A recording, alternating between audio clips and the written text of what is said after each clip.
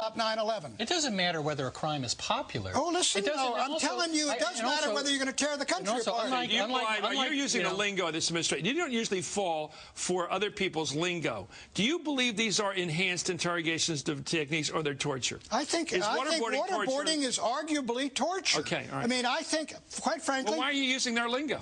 But look, because I think it arguably is. I'm not certain it is, because I would have done the same thing Bush did. Oh, I'm sorry to hear that, Pat, but I got to tell you, I have more faith in this country than you do. I don't think it's going to rip this country apart to enforce the law. This country's made of stronger stuff. And you know what? Even if everyone's against this, and it will be unpopular for Obama, he's going to take a hit. That's why he doesn't want to do it. You're a philosopher as well as a lawyer, and both of you are philosophical people. Why did Bush... Let me ask you a question, because I think you can win this argument.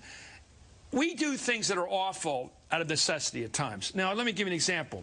When we were facing 9/11 in real time, and there was another plane up there, we thought, which was being used armed, basically, as a weapon, and was headed towards somewhere here, the U.S. Capitol, the CIA, the White House.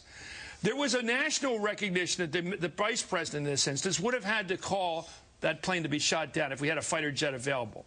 That is an evil justified by an end, which is to protect our national institutions. Killing perhaps 200 innocent Americans were on that plane. So we do conceptualize the idea of doing bad things in extremis. Was that wrong?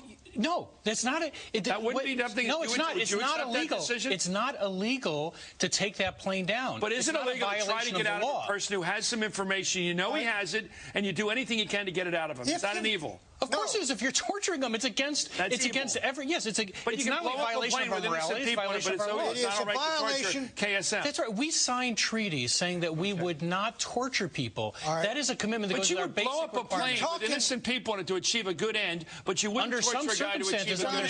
It is a violation of positive law. It is not a moral evil. You got a right to kill people. You got a right to kill people. You mean waterboarding Sheikh Khalid Mohammed is a worse thing than dropping 2 atomic bombs on people and burning 120,000 people to death, sending 40,000 more to death by radiation to convince the Japanese cabinet to change its mind? What was worse? I mean, Khalid Sheikh Mohammed... You got the floor right now. What's worse? The atom bombs dropped on Japan or waterboarding Sheikh Mohammed? No, the atom bombs were dropped. No, the atom bombs were dropped in a wartime at the time. We are in war now. Pat, let me finish, for the love of God.